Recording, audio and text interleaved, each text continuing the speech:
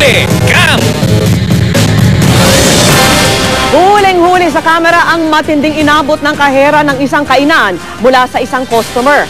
Matapos buhusan ng tubig at batuhin ng bote, pinakain pa raw siya ng pera nito.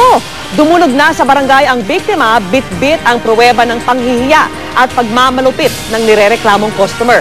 Nakatutok si Michael Fahatin, exclusive! Maluha-luha ang kaherang si Marjorie Reynaldo habang kinikwento ang pagkamalupit na dinanas sa kamay ng customer na nakilalang si John Paul Encinas. May-ari umano ng isang laundry shop malapit sa kanilang establishmento sa Maynila. Kwento ni Marjorie na nanghalian sa kanilang restaurant si Encinas nitong Lunes pero hindi agad nagbayad. Nagsabi raw na kukuha lamang ng pera sa kotse.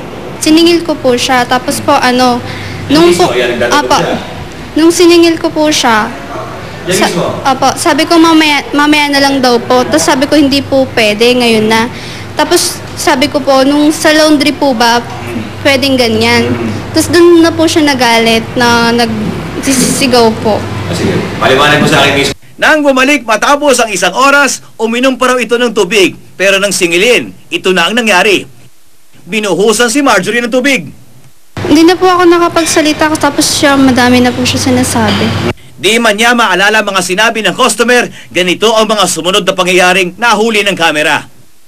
Umalis sandali si Encinas, pero pagbalik, hinatak mula sa counter si Marjorie, kaya humampas ito sa counter. Maya-maya lang, binato ni Encinas si Marjorie ng bote ng mineral water na may lamang tubig. Wala na siyang nagawa kundi umiyak. Ilang minuto pa, may inabot na pera ang kasamahan ni Encinas sa kanya. Dali-daling nagpumili si Encinas na pumasok sa loob ng kahera. Pinipigilan ko na nga po kasi po, nasyak na rin po ako noon, di na rin po ako, nanginginig na rin po ako noon. That time po, sinabi ko po sa kanya, sir, tama na po, sabi kong ganun. Tapos binawalan ko rin po siya, nasabi ko, huwag na lang po siyang umanong, parang hindi na po lumaki. Bagamat sinubukang pigilan ng kasamahan ni Marjorie na si Angel, nakalapit pa rin si Encinas kay Marjorie at may itinapal sa bibig nito. Ayun po, inaawat ko na nga po siya dahil po papasok na po siya. Eh hindi ko na po nayampas niya na po ako. Itong anong ginawa niya nung pumasok siya? Ay, papakain niya po kay Ate Marge yung pera po. Nakita ko talaga na sa bibig yung pera. Opo, ginanon niya lang po yung bibig niya. So, ano gusto mong sabihin sa kanya ngayon? Sige, sabihin mo lang.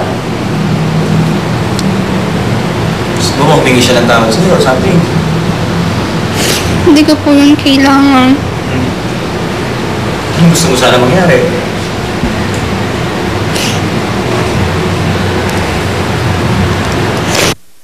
Sinubukan namin kunin ang panig ni Encinas pero wala ito sa laundry shop na malapit sa kainang pinagtatrabahuan ni Marjorie. Ayon sa management ng gusali, sinabi raw ng staff ng laundry shop na ayaw magpa-interview ni Encinas. Dagdag pa ng management, hihintayin daw nila na umusad at matapos ang investigasyon bago nila desisyonan ang estado ng pamamalagi ng negosyo ni Encinas sa kanilang gusali dahil sa umano'y naging asal nito.